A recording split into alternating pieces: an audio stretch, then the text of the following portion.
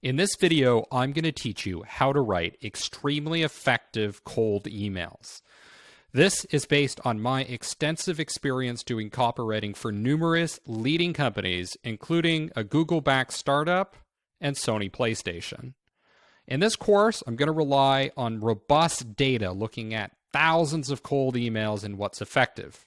This video is a free preview of a course on email marketing, which you can download in a link in the description. Let's get started. I'm going to walk you through 6 tips for writing cold emails that comes to us from Harvard Business Review's A Guide to Cold Emailing. Now, these are not my own personal tips, but what I am going to do is add color to them by using examples of cold emails that I sent, as well as cold messages through LinkedIn and Facebook. And we're going to look at why some were successful and why others were okay and how I was able to improve them. Tip number 1, tailor your message to the recipient. Make it clear why you're emailing them as opposed to anyone else.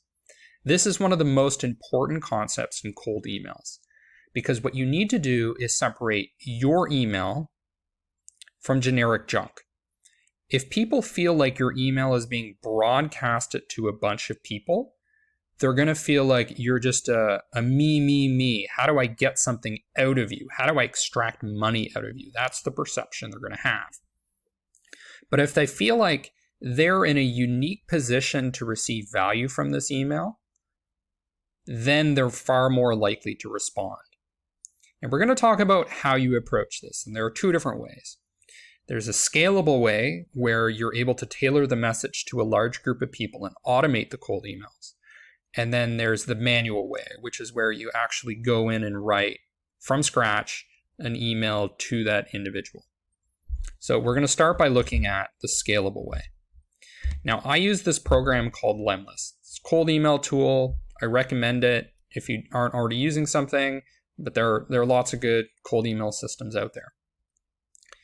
And what I did was I set up a series of emails. So I had a step 1 email, and then there was a delay of 5 days, and then a step 2 email. And one of the things that I really want to point out here is the difference in performance. Now, take this with a grain of salt. This wasn't a huge campaign. Some of them I was sending to thousands of people, but this was just to 25 highly influential people.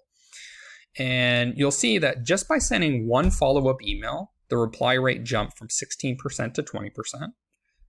And the open rate went from 24% to 36%. In some cases, when I'm going after highly influential people, I can send follow-up emails upwards of, say, 10. If you're doing a long lead nurturing program, you might even have 12 months worth of emails if you have the capacity to write that sort of thing. But in cases like that, where you're sending tons and tons of follow-up emails, these delays will probably need to be longer. So even though you may be sending one email a week, eventually you're probably just going to want to send one every 2 weeks or even every month. So you can modify these. The other thing I want to point out here is that there was a 3rd email, but it didn't add much value. It was actually just the single follow-up increased the performance. All right, so back to the point I was making about tailoring your ads to specific people. So there are 2 important ways how this is tailored. So the first is just first name, curly brackets. That was the subject line. It's also the subject line of the follow-up email. One thing that I want to point out is that subject lines are far less important than people realize. You can have the exact same subject line and vastly different open rates. Because open rates, and we'll talk about this later, have a lot to do with deliverability, whether the bots perceive your email, and that means like your body email, as junk or not. Subject line, not really the variable determining open rates as much as you might think, as much as I used to think. So, okay, so I'm personalizing with the name. All right, I mean, a lot of people do that. Sometimes people know that it's still automated. The important tailoring that's happening here is this. CVPMs. Now, it doesn't really matter what this is, right? It's some designation that I'm only sending this email to. It's only people that have this designation. Now, this could be, in your case, it might be CTOs, it might be people that have a specific license, it might be people that belong to some special organization. The point here is you've been certified in this, that's why you're receiving this email, and that's why 20% of people are actually replying to the email instead of perceiving it as just generic junk mail. Other thing you can do is you can test. So you can do A/B tests with programs like this and determine what kind of tailoring is most effective or not. Like, hey, I found you from blah, blah, blah. Maybe you're interested in getting a free account. Also note the tone of voice that I have in this. It's personalized. It has enthusiasm. Please let me know when I'll set up your account. So it's not get a free account. It's going to be thrown in this black box where some engineer or somebody will set you up the account. It's I personally will set up your account. So in that case, I'm tailoring it in such a way that I want them to reply, right? I want a higher reply rate. In some cases, with cold emails, you actually don't want them to reply. What you want them to do is click your email to get more information, because you know they're not ready to have a conversation with you, and maybe you don't even want to spend your time having a conversation until they're more informed. So in cases like that, word the email accordingly. Do you want them to reply or do you want them to click? Because that can be very different. Okay, so this is what the second email looked like. Again, subject line is just first name. Hey, first name, I was just wondering if you were interested. I'm setting up CVMPs with free 6-month licenses. Just let me know. Exclamation point. Again, just reply to me and I'll set it up for you. This, on the other hand, is one where I'm not sending the email to a group of people. In fact, it's not even email. It's a LinkedIn message. I manually went in, found a specific influential person that I really wanted to check out this product. And I said, hi, put in the person's name. I found you while researching the more influential YouTubers regarding Shopify. I'd like to offer you a perpetually free account. Now, in your case, it might be a 1-month free trial. You might be offering a demo. You might be offering some special incentive. It doesn't have to be a perpetually free account. It doesn't have to be a 6-month account. It's whatever gets your foot in the door in a way that is honest and meaningful. I'd like to offer you this account to use this product for blah, blah, blah, and then see how we can work together. Okay, so this message worked. And the reason it worked is because it's tailored. It says, I was looking for influential YouTubers regarding Shopify. Oh, I'm an influential YouTuber regarding Shopify. This message is for me. It's not generic spam. This person is not just trying to get something out of everyone and anyone, right? This is having a bit of a meaningful conversation, and that's why it worked. Now, this example was me trying to send to a group of influential people. Open rates around close to 50%, which was good. 8% click, 4% reply. Okay, so performance is okay, right? Nothing great. And it's pretty much taking the same approach as I did with the other one. I'm giving away 25 free license to certain VIPs in this specific industry. If you're interested, please let me know and I'll set up your account. So I think one of the challenges here is when you're going after people that are very, very influential, very, very busy, sometimes a more personalized approach is going to make sure you get through.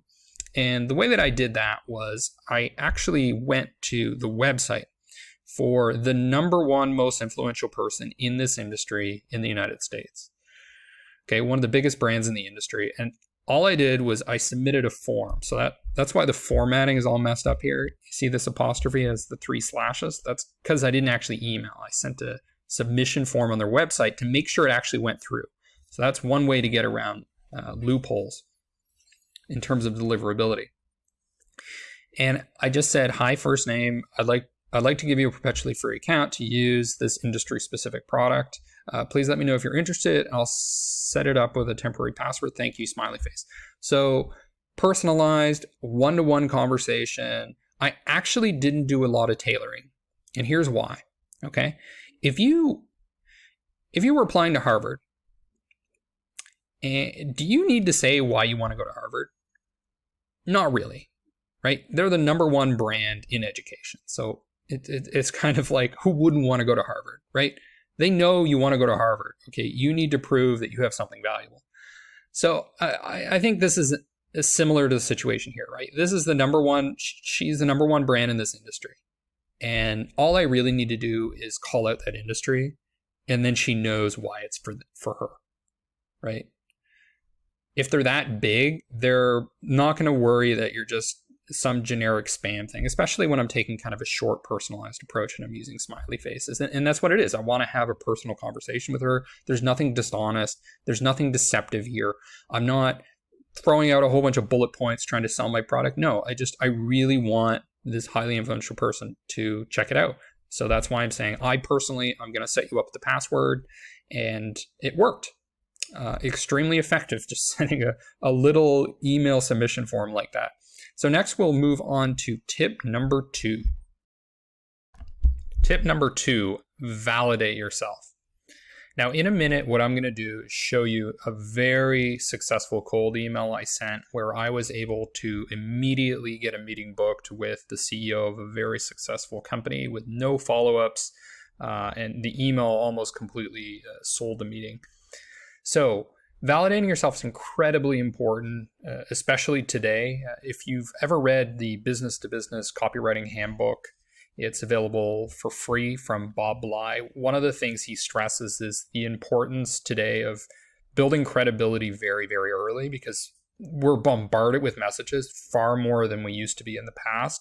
So establishing credibility initially is going to help you separate yourself from all the spam that's out there and show that you're somebody worth listening to. So if we look at the Harvard Business Review, what specifically are we talking about? Well, we have to answer the question, why are you credible and why are you trustable?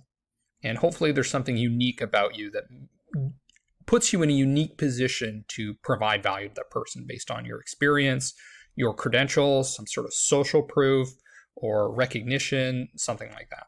So the easiest way to do this, but it's also more labor intensive, is if you have a mutual connection, you can say something like, hey, I know you worked with Bill, he suggested I reach out to you. Okay, great way to actually get a response. Somebody's probably guaranteed to respond to you if you can work through a mutual connection like that. Another thing is to stress something that you have in common. So for example, if you're a consultant in this space and that person is also a consultant in this space, maybe you both work in the same volunteer organization, something like that. The other thing you can do is just leverage your own status. So your status being that you're a doctor, that you're licensed, that you published a book, that you run a podcast. If you have nothing, you can create one of these, right? You could publish a book that's 40,000 words. You could set up a podcast. Lots of people do this. It creates the aura of status, even if it's not something that took you 5 years to get a PhD in, something like that. So let's move on. This is a cold email I sent out, and here's how I did it. I purchased a list of about 7,000 contacts that I imported into Lemlist. I sent this email out. Now, just to be transparent, a lot of people responded and they said, unsubscribe, not interested.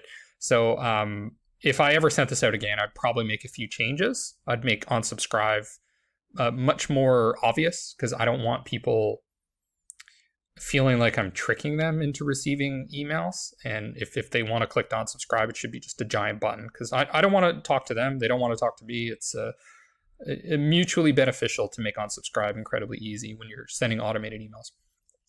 But in this case, I sent it out, and this company that had, I think, $30 million in venture capital, very successful startup. The CEO wrote me back immediately based on one email, and CC'd a whole bunch of his team, and basically just said, I want a meeting. I want a meeting right away. So then I had a meeting out of that. So what I had here, subject line was ideas and feedback for, and then this is just populated with the company name.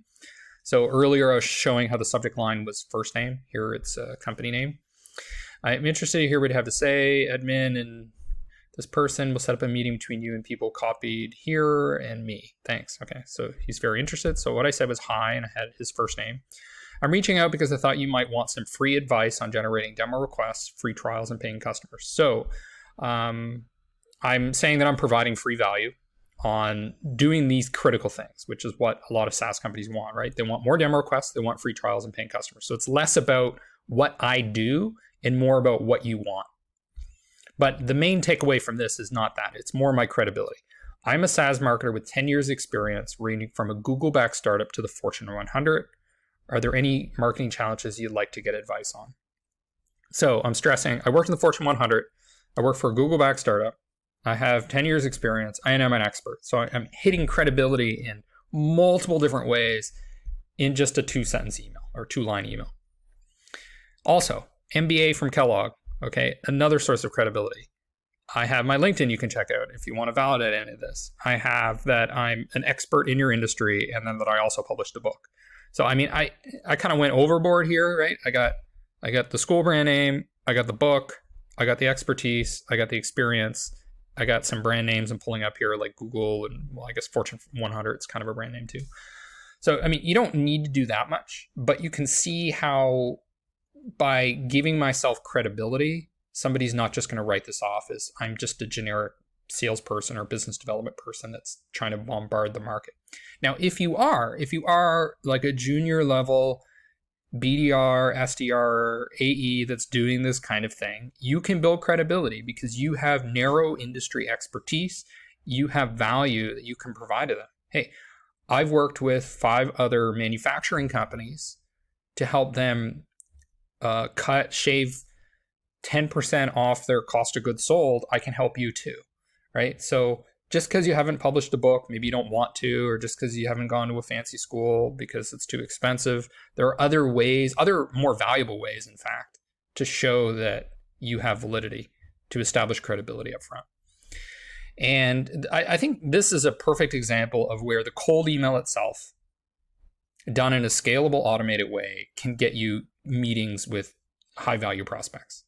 Okay, it's not always true that you need to send 100 follow-ups, and it's not always true that you need a high degree of personalization. There's ways to do a little bit as long as you establish enough credibility to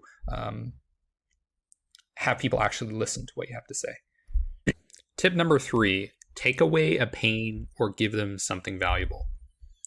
Now, one of the things that I want you to consider is not just the pain or the problem that your product solves or your service, but also your offer specifically. So your offer might be a free consultation or a free quote or a free trial. So what I would try to do if you really want improved response rates and click-through rates and scheduling rates is focus on the offer itself and the benefits of the offer and what pains they're going to walk away with solutions for by having a conversation with you or whatever it is that your call to action is.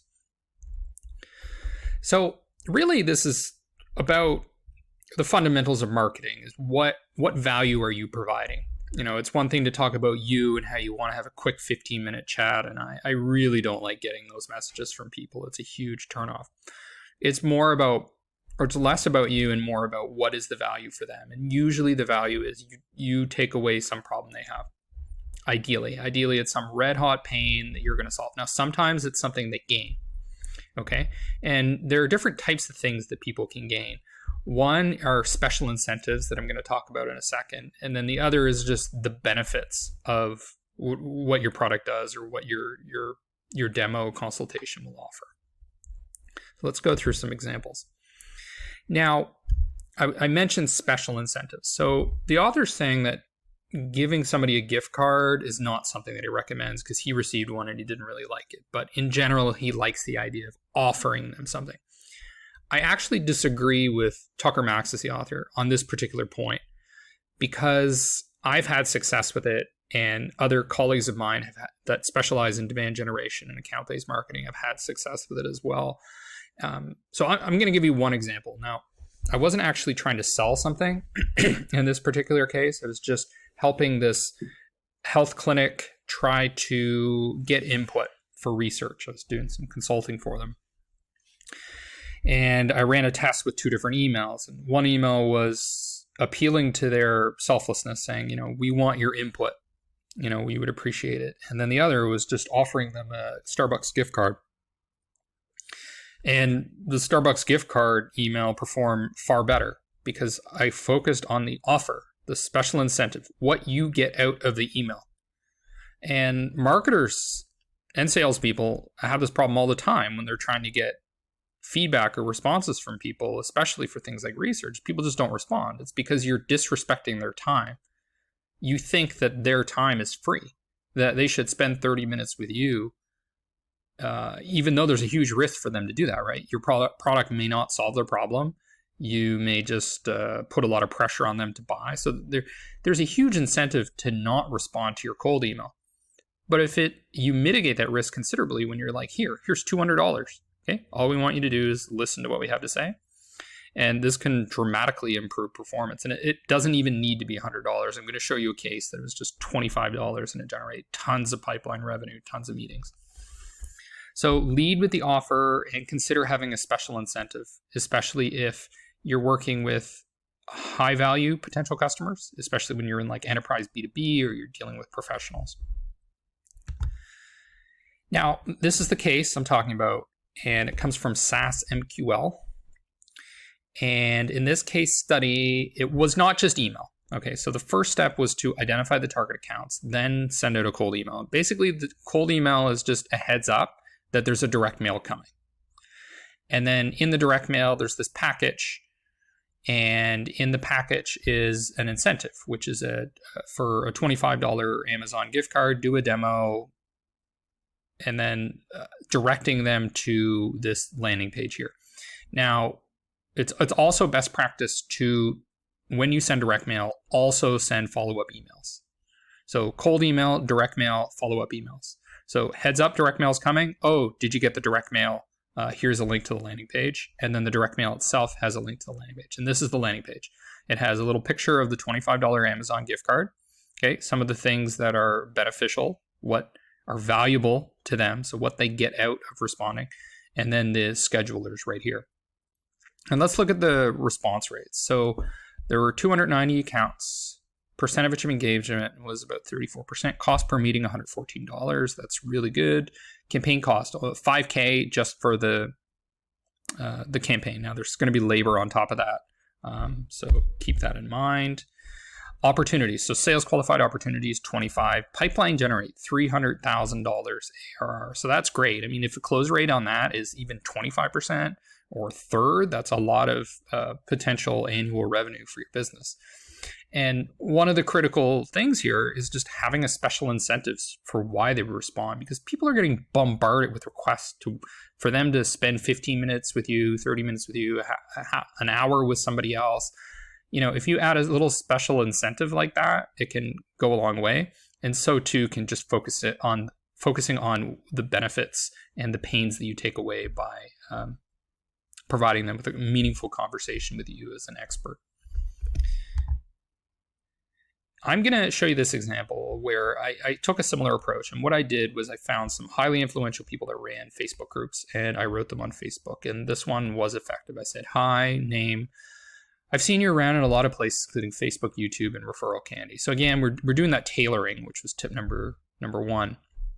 You seem to be a pretty important VIP in the e-commerce world, and I'd like to pay you for your input on our app. Would you be willing to see a demo of the product in exchange for an honorarium of a $75 Visa gift card? Thanks. So there you go. $75 incentive to get a meeting secured, a demo secured with somebody who influences, I think it was tens of thousands of potential e-commerce sellers, if I remember correctly. But, one of the biggest groups in the space. So there you go. Focus on what they get out of talking to you, and you should boost performance of your cold emails.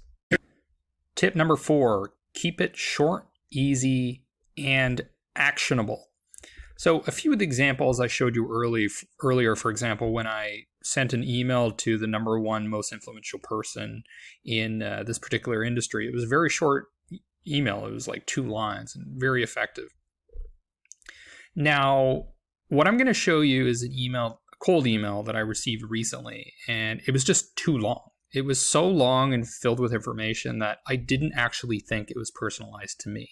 It's possible it was, but it looked like it was just copy pasted and kind of spammed to a bunch of people. And that's one of the reasons that I just ignored it at first.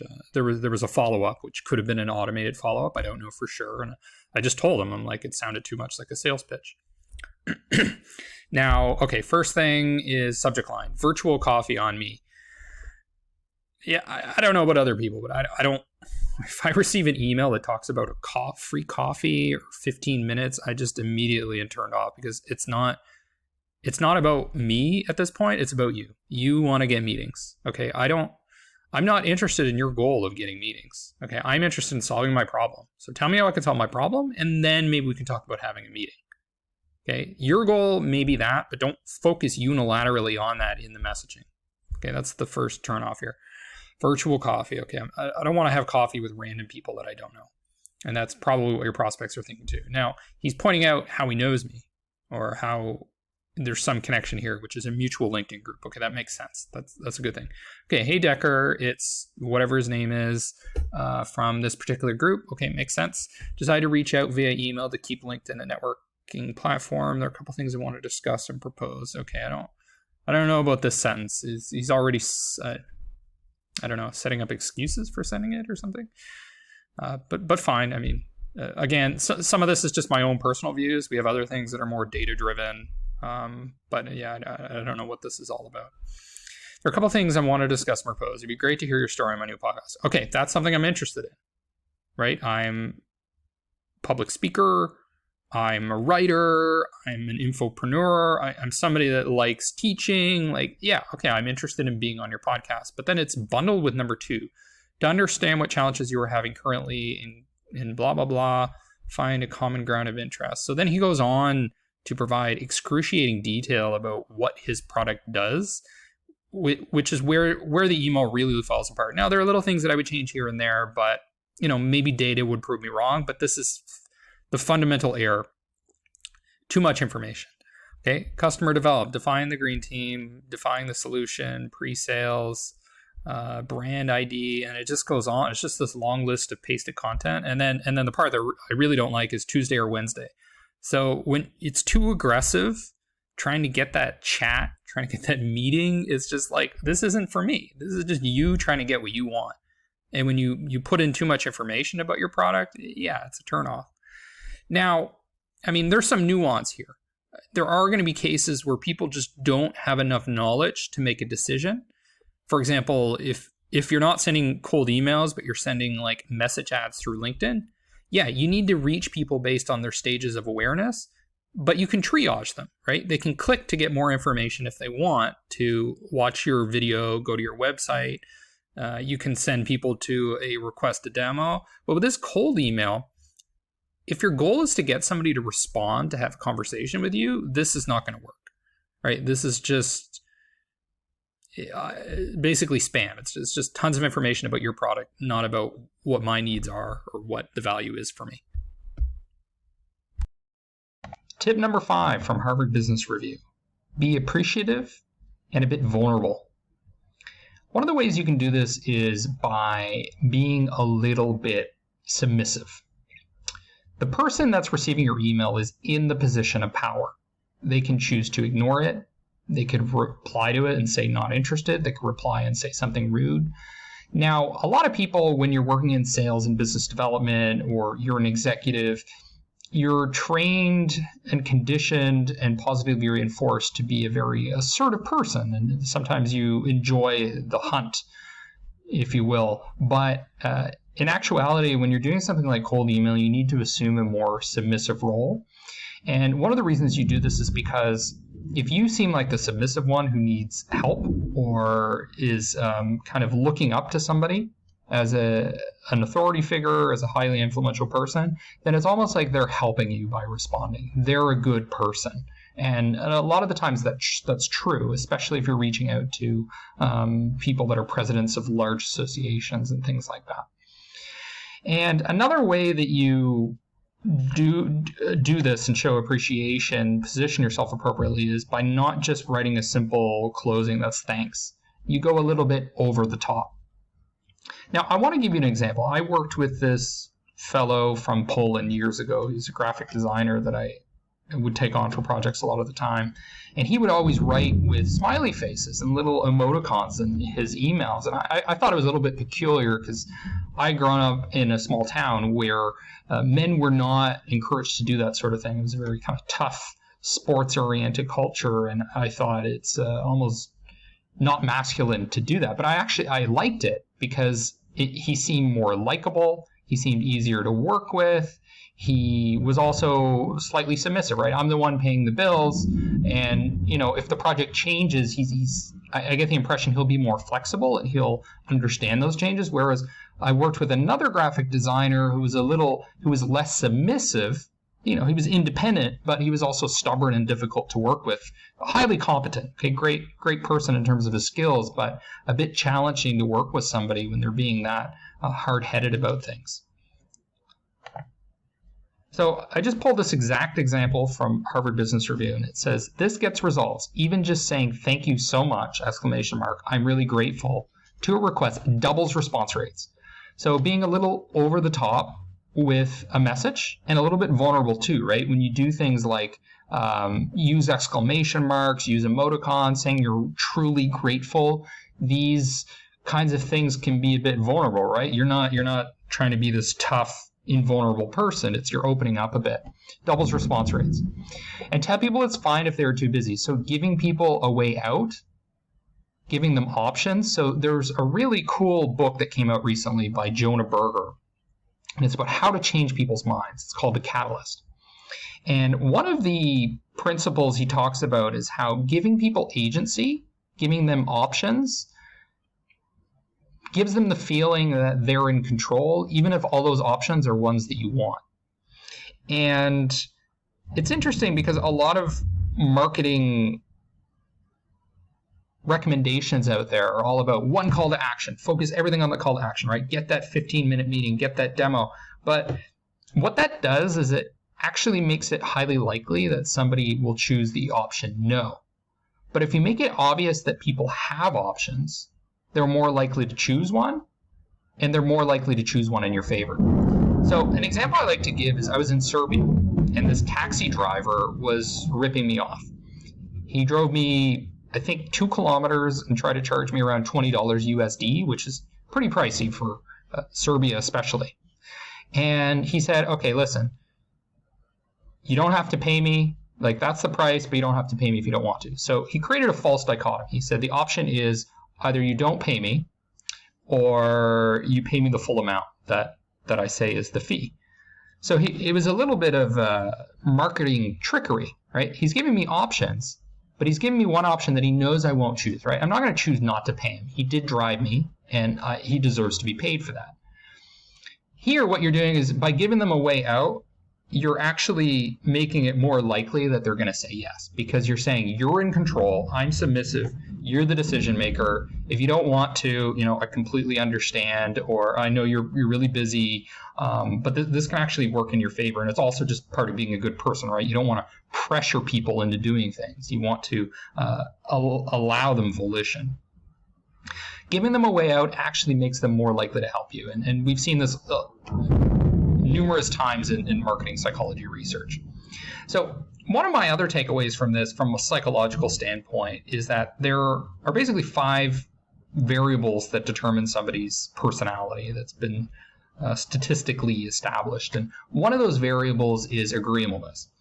And what we know from research is that people that are more disagreeable, people that are more likely to say no, more likely to be direct, more likely to negotiate salary, they're more likely to make higher incomes.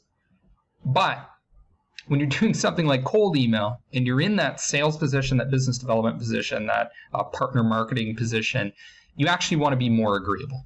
You want to be more submissive. You want to be less in control and make the other person feel like they're more in control, and they are actually more in control. So try to be more agreeable, more likable, less stubborn and controlling, because that'll be a huge turnoff, especially when you're establishing the early stages of a relationship.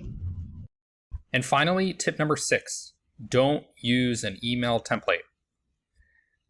I don't think this is universally true. I think there are cases where you have to use templates and where it's the only cost-effective means of doing cold email. However, there are some fundamental issues with it.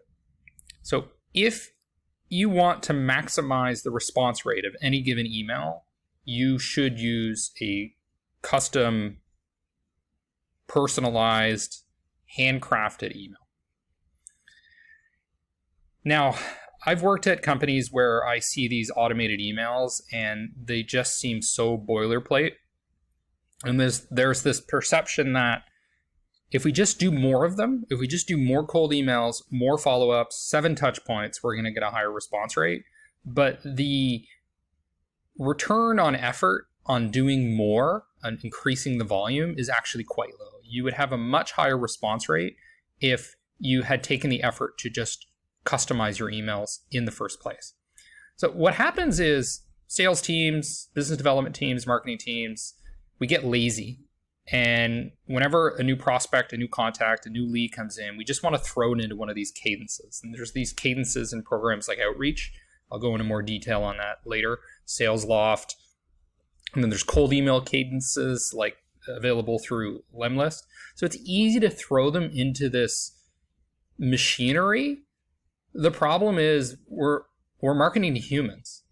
And humans are going to know when they're just being thrown into some generic thing. And it can be very frustrating, angering even, to feel like you're just not being treated as a human being. You're being treated as essentially a source of money. Now, if I go into a restaurant, for example, and the people serving me meals are being very territorial, like somebody won't help me because they're not my server, and the server that I do have feels very disingenuous, like they're just doing everything they can to get a higher percentage on their tip. So they're always recommending the most expensive things, not necessarily the best things. What do I feel like? I don't feel like a human. I feel like somebody's just trying to extract value out of me, extract money out of me. And that's the fundamentals of cold email, is you're supposed to provide value. It's not just about taking. But when you send a template, it's just like, I don't care about you. I'm not even giving you any time. I'm not paying attention. All I do is want. I'm not giving, I'm wanting. And one of the rules in business is, if you want to get something, you got to give something, okay? It's a karmic rule. And if we think about who really gets rich in this world, it's the people that provide a lot of value. It's the people that give a lot out, and then they get rich in return. This is like a fundamental law of just the universe. So reconsider those templates. But that said, there are definitely exceptions. So there are definitely cases where people expect to receive a template. So they sign up for a free trial for a product, for example. They expect to receive an automated email confirming their payment if they immediately signed up for a pay plan, or if you had to provide a credit card. They would expect to receive an email with the login information or password confirmation, these types of things. Personalizing those is not really necessary, right? People don't expect something personal. Where they do expect personal is when you're expected to respond, to reply, to engage in communication. Now, this is really interesting because I signed up for this awesome tool called SparkToro, which was founded by the founder of Moz. And I actually received an email from him, from his own personal email address, asking for feedback on the product. So when I responded, Rand Fishkin is the one I'm engaging in conversation with. So when you're asking to get feedback, to get a response, it's better to be more personalized and less templating. So in a lot of cases, there are two types of emails. There are like marketing emails, which are sent one to many. So it's usually from the brand or from the product. And these are sent out through HubSpot, Marketo, etc. But then there's a separate genre of emails where it's coming from the individual sales rep or the individual CEO, etc. And often these are done by different programs. So HubSpot actually has two different ways to send emails. There's the mass marketing emails, and then there's the emails coming from an individual. And those are in separate parts of the software. In other cases, what you might do is you might use Marketo to send the mass emails out, and then you use something like Outreach or Sales Loft to send the individualized emails. But not all the emails have to be these individualized ones. Some can be templated marketing emails that are more visual. So if you're selling a product where you need to train people how to use it, that's a case where, okay, sending a templated email makes sense. Okay, this is a nice little summary of what to do, how to use the product, and then maybe there's a call to action to reach out if you want, and then you go to the contact page. Other cases, business to consumer emails can often be templates. Why? Fundamentally, it's just because the price point is low. So if the contract value, the monthly payments, the one-off payments are low, then it's just not worth your time to do personalized non-template emails. Other cases is just in general, when you have a low lifetime value or a low annual contract value, then templates is the only profitable way to reach out to these people. Often you'll see that in business to SMB. So the main takeaway here is, if you are focusing on highly influential people, whales, large companies, key contracts, key accounts that you're trying to land, it's better to go personalized. The return on investment might be higher. The response rates are definitely going to be higher, especially when you take the time to tailor it based on who they are, the behavior that you've seen in them, and then maybe some element of superficial personalization, like using their name or something like that. In the next video, I'm just going to go a little bit more in depth on this idea of using template emails and where they're not appropriate and some of the reasons why you don't want to take that angle. And we'll also explore some of the programs that are used to do it. I'm going to walk you through one of the most common mistakes that people make with lead nurturing. So there are these programs out there like Salesloft and Outreach.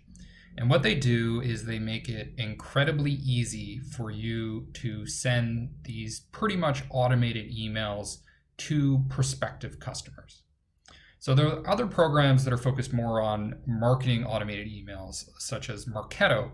But here I'm talking about programs like Outreach, where you have sales development reps or you have business development reps, essentially the same thing.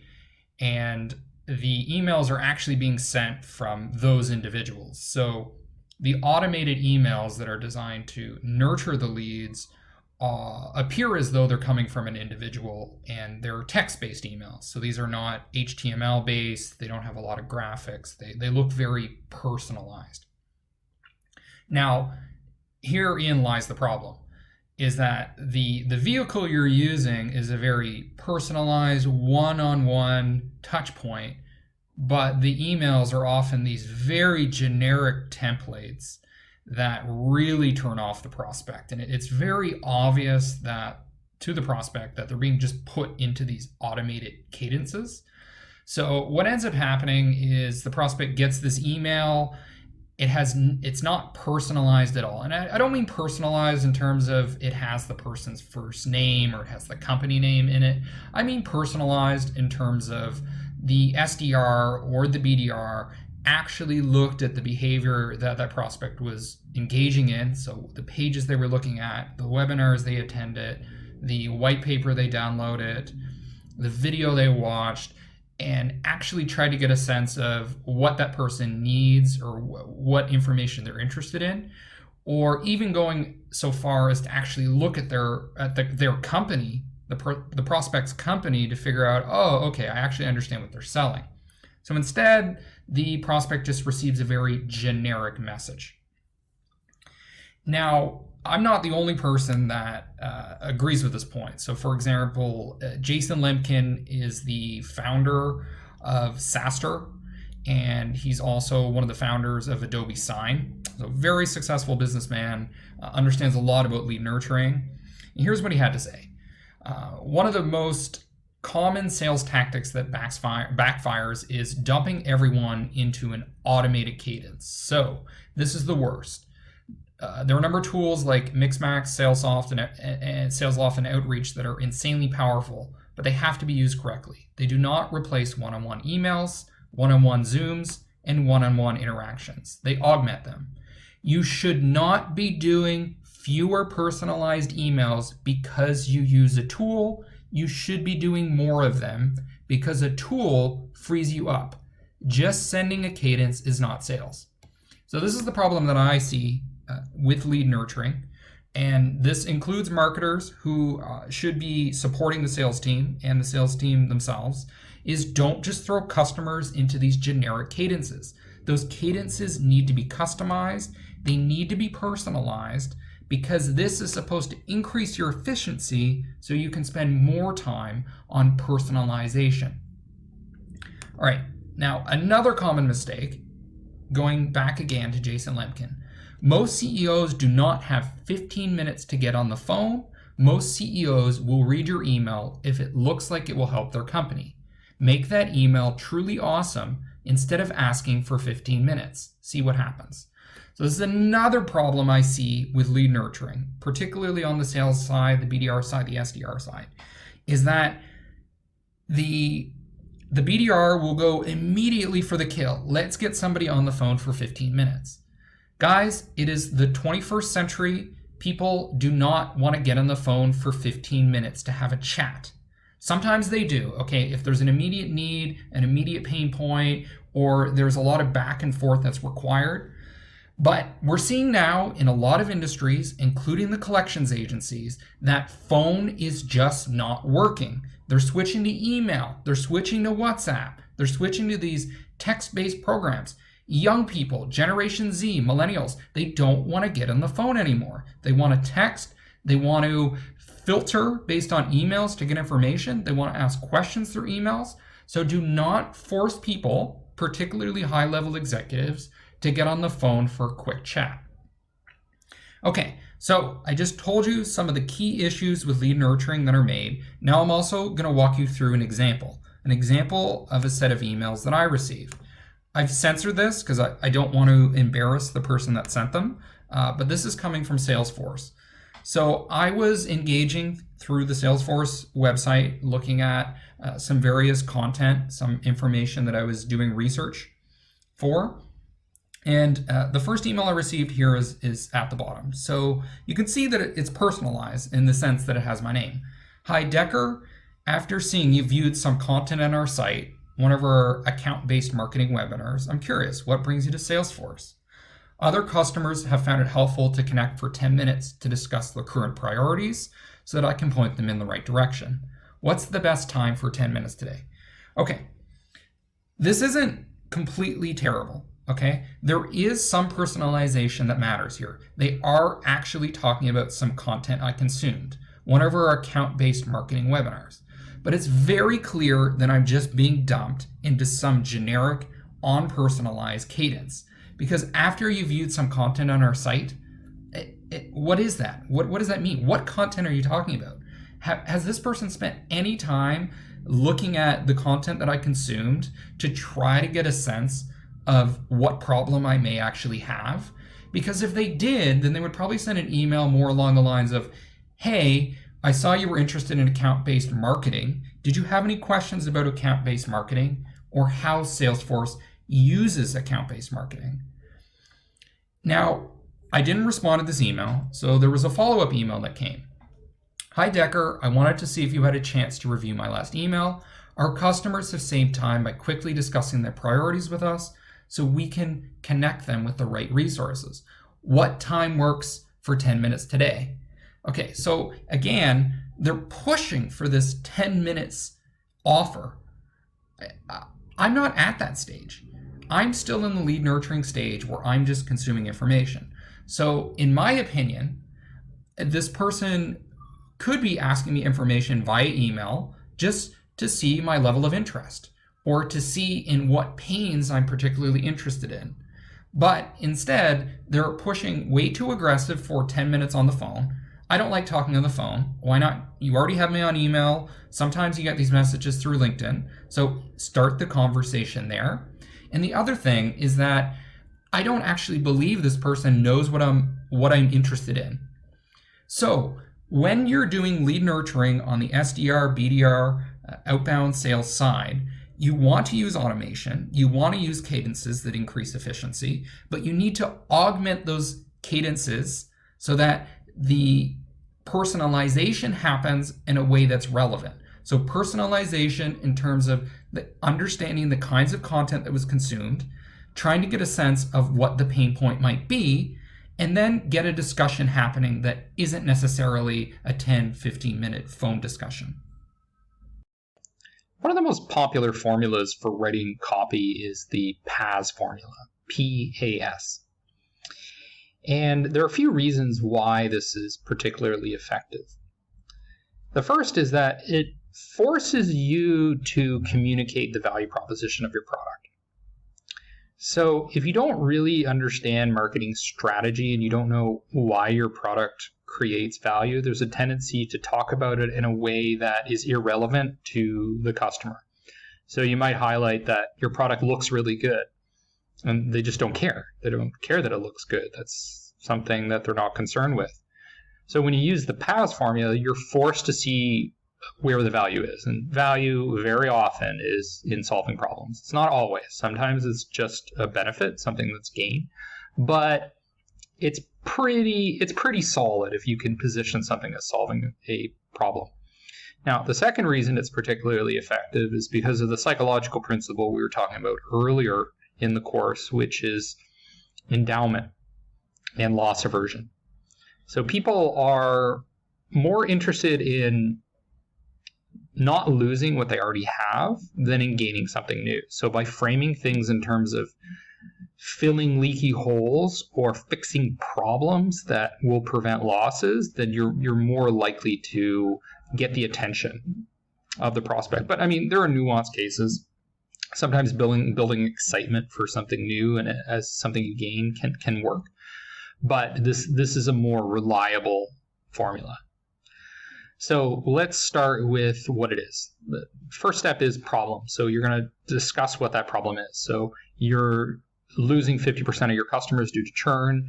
You're overspending on lead, or your ball bearings are falling apart after 2 years of use. These are the kinds of things that are problems. Second, you agitate the problem. So you exaggerate it. You talk about how it's going to get worse if you do nothing. So basically, you have to act now to prevent the problem from cascading. And then the third thing you do is you talk about the solution. And the solution is essentially talking to sales or signing up for a free trial. Or in some cases, maybe for selling a cheap product, it's actually buy the product. And often I like to use a variant of this, a more elongated version. So problem, agitate, solve. But after agitate, what you do is you discredit other solutions. So you say, okay, here's your problem. Your problem's going to get worse. You might think you could do X, but X comes with all these other drawbacks. Y has caused problems for other people. Z doesn't have a guarantee. So these other solutions may be your competitors, but they may just be other ways of solving the problem. Perhaps other product categories, perhaps doing it yourself. So for example, if you sell software, like software as a service, what you could do is discredit custom software. Oh, custom software is going to take you 6 months. It's going to cost you 2 times as much. It's going to take you years to catch up to where we're at because we're working on this every day. So you may as well go with our software and just pay $100 a month, something like that. Okay, and after solve, what we do is we add this other element called prove. So this is where we use case studies, testimonials, recognitions from other companies, badges, reviews, that sort of thing. Okay, so problem, agitate, discredit, solve, prove. And you can do variations of this. It's a modular framework. Okay, so we're going to use an example. And one thing I want to call out here is that it's for a LinkedIn ad. And the LinkedIn ad has some limits in terms of the amount of characters that you can use. So I did a variation for email where I include the discredit. So I position the problem, I agitate the problem, and then what I did in the email version was I go through why going with other solutions are not going to work, because they're going to require a lot of time. They require process flow changes. There's all these cumbersome things that are involved. Whereas with this example, I don't use the discredit. I just go problem, agitate, solve, and prove. So I wrote this LinkedIn message ad. Hi, Decker, you and Decker Fraser. So in this case, this would be the prospect's company name. You've been selected for a free trial of the vet dictation app. Talkative, do you wish to go home early instead of working until 7 p.m. on paperwork? Now, the beginning is actually around the offer. So you can be flexible with this framework. The reason for this has to do with how LinkedIn structures subject lines and puts the call to action at the top.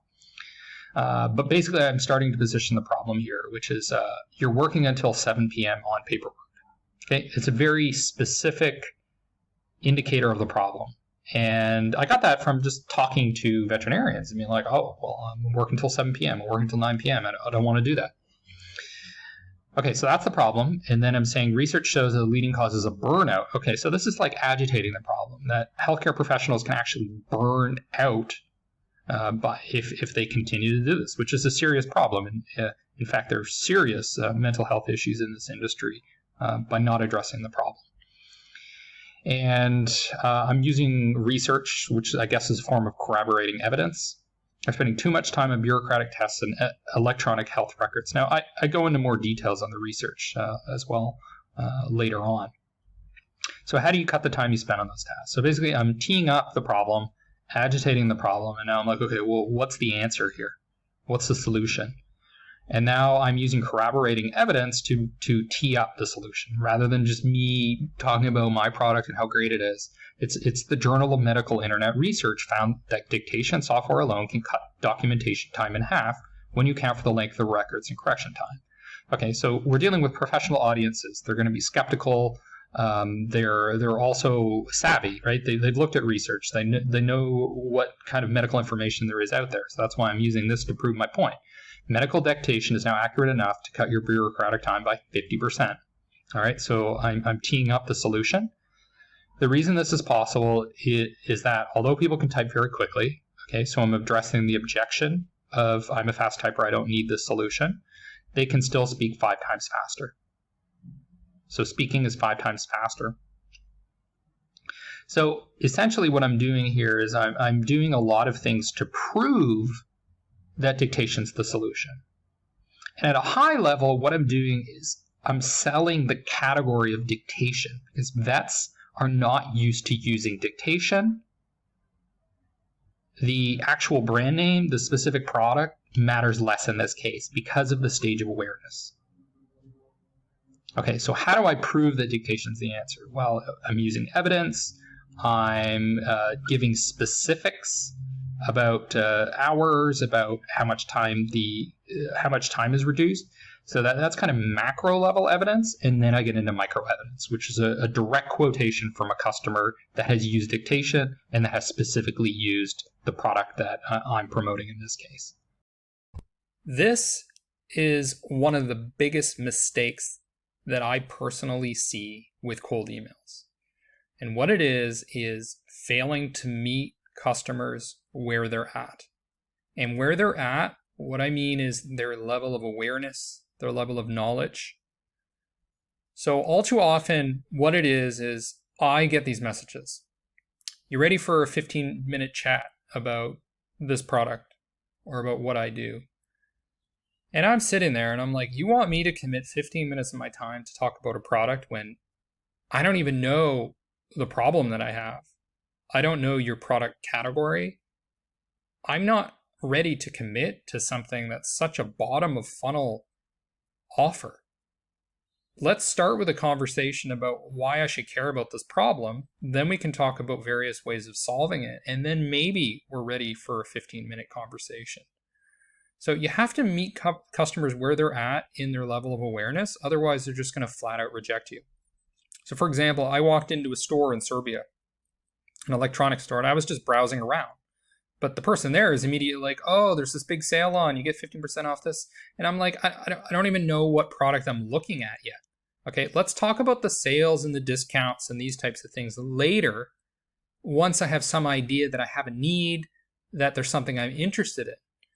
Then I'll be much more receptive to your message. So all too often, people are getting bombarded with cold emails, assuming that people already know what their problem is, assuming they already know there's a solution to the problem, a lot of assumptions of what stage they're at, even when they're not cold emails. So even when people are already signed up for free trials, they requested demos, there's tons of assumptions about what prospects know that they don't. So your job in the cold email, a lot of the time, is just education. So let's talk about the 4 stages of where customers are at. And then we can figure out, okay, how can we tailor the cold emails to reach those people?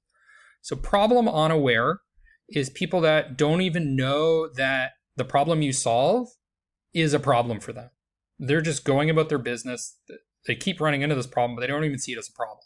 Okay, they're not going to be receptive to your request to have a free consultation or to buy your product. Okay, category unaware. These people, they know they have a problem. They're just not aware that your type of product or service is going to be a viable solution to that problem. They're not convinced the category itself is the solution, let alone your product, your brand. Another group of people is aware of the category, but they're not aware of your specific product. And then lastly, we have people that are are actually familiar with all of these things, including your product, they're going to be much more receptive if they have a favorable perception of your product and brand to an aggressive offer, like let's have a 15-minute demo, let's do a consultation, that sort of thing. Now, I'm going to walk through example. This is an example I use in my other courses. It's chatbots, because it's kind of a newish category. Okay, there are people that don't even know that there's a problem. So maybe they have a problem with churn rate. And the example the customer have here is a travel agency. Okay, so you have a travel agency, they don't realize that churn is a problem. So the kind of cold email that they're going to be receptive to will be something like, what the most successful travel agencies know that most don't. Okay, then you're providing them knowledge to say, hey, this problem of churn is what successful travel agencies have solved. Maybe you should consider addressing your churn problem. And then you've gotten to the first stage of awareness. Okay, let's start having a conversation about your product later on. But first get them to the point where they recognize there's a problem. They're not in denial or obliviousness. Okay, so there are people that are category unaware. They know that churn is a problem, but they don't know that chatbots even exist. Okay, so with this kind of email, you're going to be saying something like how to reduce churn by 50% using the exciting new power of chatbots. Okay, I'm going to be more receptive to that kind of message if I'm aware that I have a problem and I'm looking for solutions. Okay, then there are people that are familiar with chatbots, but they don't know about your specific chatbot. Okay, so here you might say how ABC Corps are using a case study reduced churn by 50% using Deckerbot. So now I'm starting to have a conversation that's more specific to my product, and I'm using case studies to prove that my product can solve that problem for you and people like you. Lastly, then there are people that are actually familiar with the product. Maybe they've watched some videos, maybe they heard about it through word of mouth, etc. Then you go for an aggressive offer. Get a $50 Amazon gift card after seeing a demo of Deckerbot. So you see the problem, and you see why a lot of cold emails fall flat on their face is because people start with this. When a lot of the times the prospect is actually here. They don't even know that the category solves the problem that they have. Usually, I would say they recognize they have a problem. They just are not convinced that the solution is something even in the vicinity of what you sell. And they're going to have tons of objections to why. So one of the key things is education at these stages, meeting the customers where they're at, and then addressing the objections that prevent them from moving through these stages. I am a huge advocate of partnership marketing. And I think the single biggest strategic mistake that marketers make is they define the target market as the target customers and completely ignore the collaborators in the market. That said, I think a lot of companies, when they do approach partnership marketing, do it very poorly. And usually what it is a fundamental misunderstanding of the partner value proposition. And they approach their messaging, things like their cold emails, the way that they might with a consumer or a business-to-business buyer. But when you're approaching partnerships, the way that you create value is different. The objections are different. So I get solicitations maybe 1 or 2 a week from learning platforms that want me to move my courses over to their platform. And the issue here is from the platform's perspective, they're thinking, oh, this is just an added revenue channel for me. All I need to do is add my course there, and then I get a bunch of free money, and I don't really have to do anything. They do all the marketing and stuff. But the reality is that I'm investing the fixed cost of my time, or getting my assistant to, paying my assistant to migrate all the videos over there. Videos are large files, and then I have to deal with the logistics of setting up a new account. And at the end of the day, that course on that platform is not going to make anything, or it might make a few pennies, or it might make an amount that is not even going to break even if you account for the cost of my time. So what these partner outreach people should be doing in their cold emails is guaranteeing me something like, you're going to get at least $500, and we'll reduce the risk for you by saying, if you don't get $500 in royalties in the first quarter, we'll just pay you cash, something like that. That's an understanding that of the partner. That's empathy. So out of all these emails that I received, there was only one that I actually paid attention to recently. And let's take a look at how we did it. Okay, so the email is not perfect. Hello, Decker Fraser. It sounds a bit too formal. Like, why not just Decker? Why the space? These are just little tactical things that I personally don't like. Even Mr. Fraser would make sense, but having the full name just seems a bit awkward to me. And then there's a bunch of intro information that really I couldn't care less about, to be perfectly honest. One tactical thing that in theory is good is this person is specifically calling out a course that I wrote on copywriting, showing that this email feels like it's been customized for me because he's specifically interested in the course. But that's not fundamentally what got my attention, because I don't actually care if he's personalizing this email, because the overriding problem with all of these is the value proposition. How are you creating value for me? And that's where this writer has really excelled with the cold email. Why partner with us? Receive a creator bonus of $500 for your early bird support per course. And that's really all he needed to say, because of the hundreds of these solicitations that I got all year, this is the only one where the person is saying, we're actually going to pay you. So they've probably done their research and they realize that most people don't end up making money when they go onto these other platforms. But there's a few other things that he does really well with this cold email. Really just focused on empathizing with me and understanding how I'm going to benefit from this.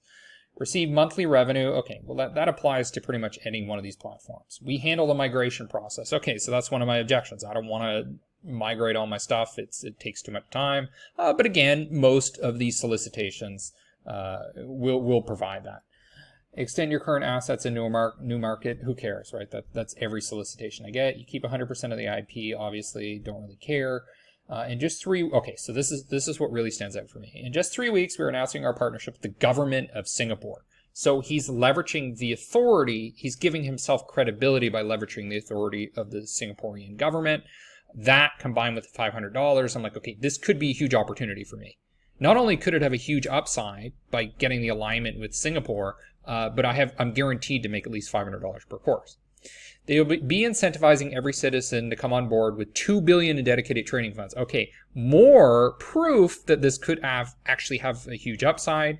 This collaboration will effectively allow tens of thousands of Singaporeans to discover your course. Okay, so he's doing two fundamental things right. One, showing a huge potential upside and also guaranteeing me a floor in terms of what I'm going to make. So when you're doing these partner outreach cold emails, you have to understand how you create value for the potential partner and understand that they may be getting solicitations all the time that don't actually provide much value and are really just a waste of their time. Here he's showing that he understands what I value. I'm going to walk you through a successful cold email campaign that I implemented. We'll try to see why it was successful and perhaps some of the things that could have been improved. So the first thing that I want to highlight is that there are a series of automated emails that I set up for onboarding in MailChimp. So we have the welcome to the free trial email, product tip email, 2 days later, another product tip, other product tip. So there's a series of emails to get people onboarded and engaged in the product. But MailChimp is not fundamentally a cold email tool, and you'll find similar barriers when you use something like HubSpot or when you use Marketo. But there are programs that are specifically designed for cold emails, and one of those that I've been talking about is Lemlist. So there is another series of emails that are being sent out for cold emails instead of the onboarding emails when you already have permission to use somebody's email address in the system. So first, I'm just going to look at the performance of the emails. Now, the goal of these emails was to get people to check out the product and actually sign up for it. So it was not to have a conversation with the salesperson. And you can see here that for step one, which is the actual cold email, I did an A/B test. And what we're testing here is two different subject lines. So advice for first name and ideas and feedback for company name. And we can see that the performance, as far as these metrics, was better with A. So using the person's first name instead of the company name. But when you're doing performance tracking, don't get too distracted by vanity metrics, because even though people are opening and they're clicking, ultimately there's going to be something else that you're actually measuring as the measure of success. That will be signups acquired customers, pipeline revenue, those deeper funnel metrics. That's what you should be optimizing for. It's very tempting to start making changes before you have real data. So even based on this, I wouldn't make any changes, because until you know who actually signs up, you're not optimizing for the right variable. So we have the first email performed quite well. So the open rate is 40% for A, 36% for B. I think anything over 30% in general, I mean, this varies by industry, it varies by list, but as a general rule of thumb, if you're getting over 30% open rate, you're doing something's right. Click to open rate of 16%. Okay, that's good. Reply rate's low because that's not an objective. The bounce rate could be managed better. We only have a 1% bounce rate here. So we're getting great open rates. We have 44% open rate on the third email, and we're still getting the 12% click-through rate. So not bad. Pretty successful cold email campaign, especially doing it at scale. So we're sending it to, close to 1,000 people. Now let's look at what the email was. At the bottom of the email, you can't see it because I've censored it, but it was a picture of a person, their credentials, their name, etc. So subject line, ideas and feedback for company name. Tesla's just done as an example here. Hi, first name, and that comma should be moved over. You can capitalize the company name if you want. That's another little trick you could experiment with, is using lowercase, because then it seems more casual, but it can also seem less professional. So depending on your brand personality, you can play with that. We've been developing software for accounting professionals in business for 30 years. As a credential CPA, I've been working to solve key issues of cash flow management and limitations of QuickBooks. So we decided to develop this product. I'm offering this to you and your clients for free for 3 months. So this email is actually going out to other accountants. There's no catch and no credit card required. Just want to try it. Hopefully your clients cash flow planning. Let me know if you have any feedback. QuickBooks Online, and then I provide some use cases, and you can try it for free today. So a lot of the advice on cold emails out there is really about one-to-one emails, highly personalized, where the goal is to get a conversation going with a potential new customer. Those emails are going to be quite different from ones where you don't actually want them to start a conversation so much as sign up for the product. So you can see here that the sign up CTA, I've included it twice. Now, one thing that I would have liked to test is a much shorter email and A/B test it against this, because if we look at some of the advice we went through earlier, you can see shorter emails are effective. I'm not 100% certain that that would be better in this case, because in this case, we're trying to get somebody to sign up for a product. So in order for them to do that, they may need more information to make that decision. It's different when you're trying to get a conversation going and sound like a real human being, because human beings don't copy paste huge amounts of text. I've included the CTA twice, and the click-through rate's quite good. I didn't actually see which one they're clicking, but seems good. One of the central reasons why this email was effective is the credibility.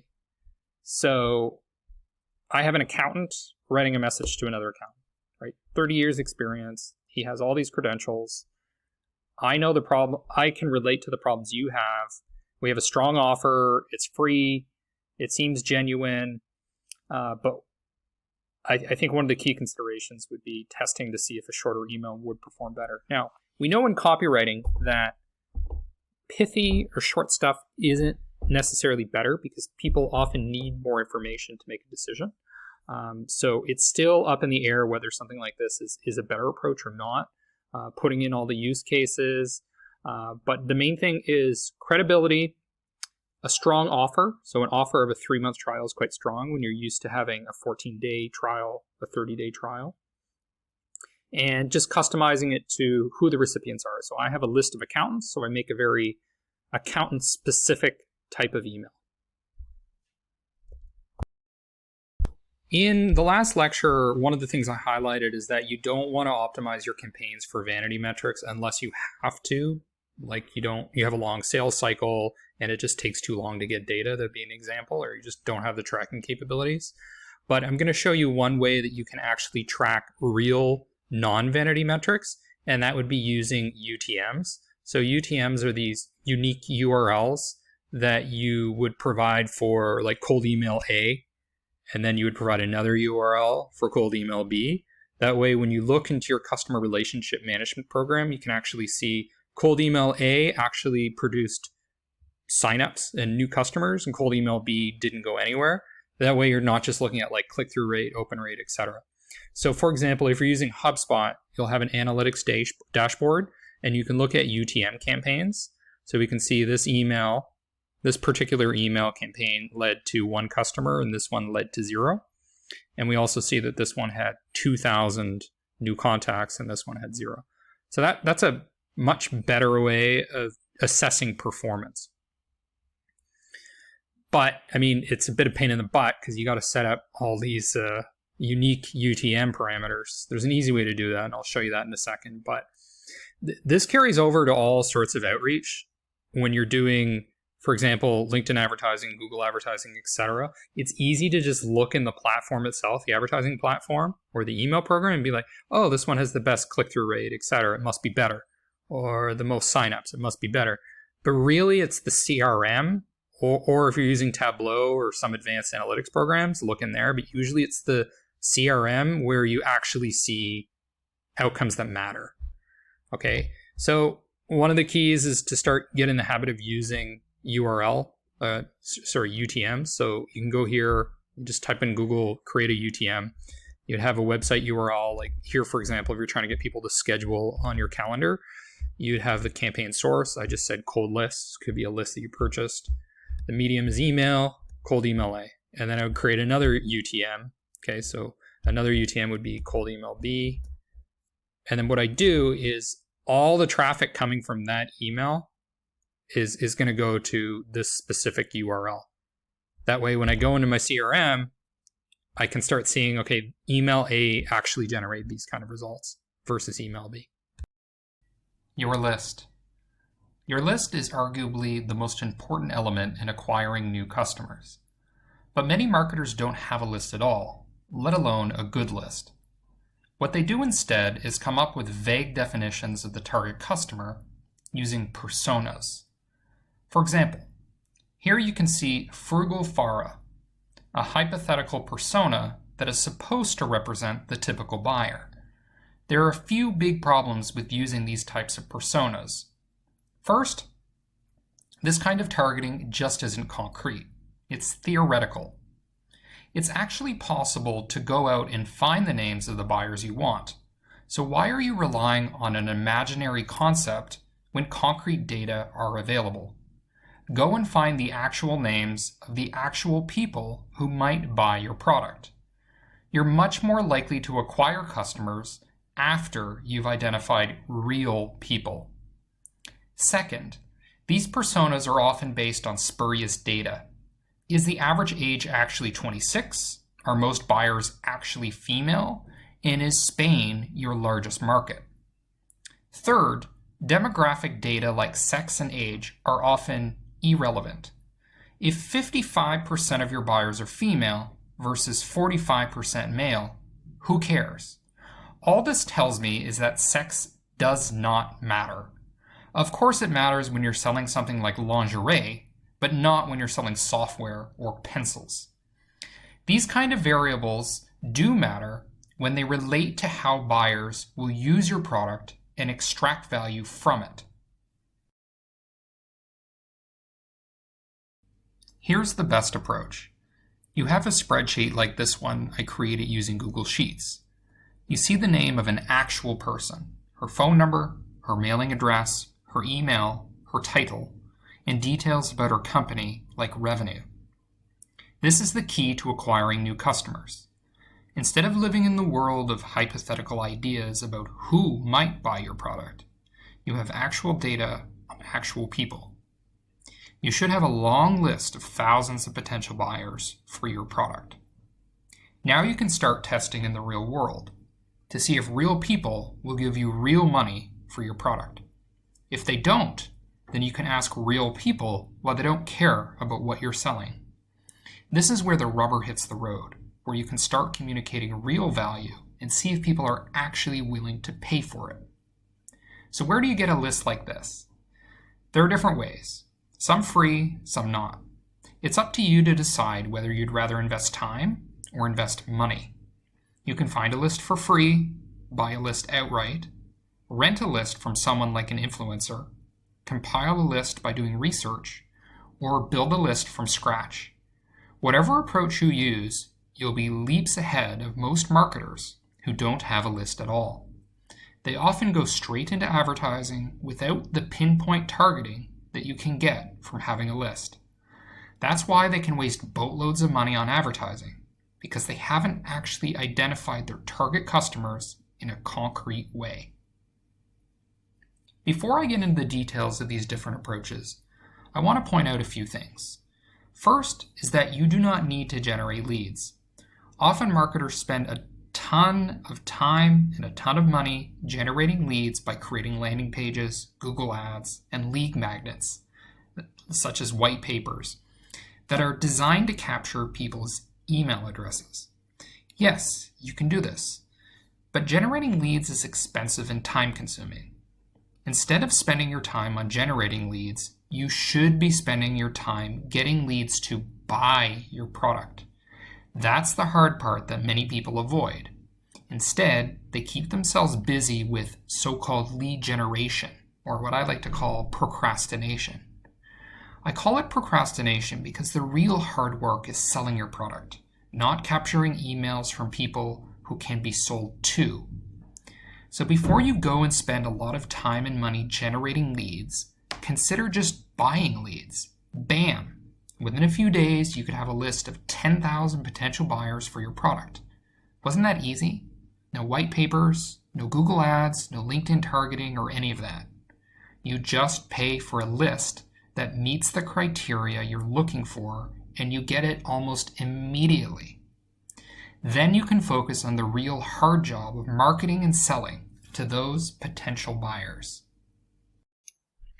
Typically, product marketers will report to a director of marketing, a head of marketing, or someone else in the marketing department. Occasionally, the product marketing manager is going to report directly to the CEO. But often what people are surprised by is when a product marketing manager reports to the head of product, reports into the product team. This might come as a surprise, but if we look at the history of product marketing, it shouldn't be surprising at all. Because traditionally, the role that product marketing managers played was actually performed by product managers. So product managers would typically manage product development in the very early stages, and then they would also manage the products when those products went to market, so in the very late stages of the product lifecycle. But in the 90s, what happened was this role split off from product management and became product marketing management. So that's the reason why a lot of the terminology is vestiges from this era. So, for example, product marketing managers often don't come up with a marketing plan. They come up with a go-to-market plan, because this is the terminology that was used in the product management days. But effectively, when you come up with a comprehensive marketing plan, that is what a lot of people refer to as a go-to-market plan, or sometimes mislabeled a go-to-market strategy. So this helps you understand the context for what product marketing really is. It is the going to market of products. It is also a more strategic component to traditional marketing. And the reason is because it's more closely tied to product management, which has a more strategic role, rather than marketing communications, which is traditionally what marketers owned. So the kinds of work that would or could be outsourced to an agency, that's what I would consider more traditional marketing. So it's like media buying, advertising, communications, that sort of stuff. Whereas the things that are a little bit closer to product management, that are a bit more strategic, and things that are much more difficult to outsource, that's product marketing. So these are things like looking at the total addressable market, looking at analytics for the product itself, and being more intimately tied to what's happening within the company and perhaps a little less externally focused on the kinds of things that an agency could manage. Instead of renting a list, you could compile one. Here, for example, you could find someone on Craigslist in the Philippines to build a list for you. You could also hire someone using Fiverr. Upwork is another great way to find contractors for list compiling. You could also compile a list by doing searches yourself or paying someone to do it for you. For example, you could simply search on Google for DJs if they were your potential buyers. You could search on Facebook for fans of a particular band. Instagram could help you find people with certain interests. Twitch could help you find people with specific video game preferences. And lastly, you could find people who belong to certain groups on LinkedIn. The final way to construct your list is to build it from scratch. Many people default to this option without first considering other options such as buying a list. In reality, building a list is just one of many options, and it's the hardest and longest to do. But it does have benefits, such as building a captivated audience that will stick with you in the long run. As the saying goes, the money is in the list, and if you built a list from the ground up, it could become increasingly more valuable over time. The easiest way to build your list is to give something in exchange for contact information. You could treat this like a transaction. If you want a prospect to give you his or her contact information, you better give them something quite valuable in exchange. Perhaps something they couldn't easily find by searching on Google or elsewhere. What you give them is called a lead magnet. Lead magnets are for capturing leads. They don't necessarily convert people into customers, but they capture their contact information so that you can potentially sell them something in the future. Let's look at some examples of lead magnets. Here are some church bulletins you might get in exchange for your name and email. This report and audio file show you how to build a 6-figure blogging business. Here, you get 5 free meal plans. This cheat sheet reveals the secret to amazing SEO performance. Note the excellent copywriting that proves the seller knows what he is talking about. Here, Neil Patel is focusing on selling the outcome, a $4 million business. This is essentially the promise. In order to achieve that outcome, you need to click the call to action. Often the best marketing materials are those that focus on the results rather than on the product or the offer itself. Checklists make for great lead magnets. This one gives you a list of what you need to do to launch your course.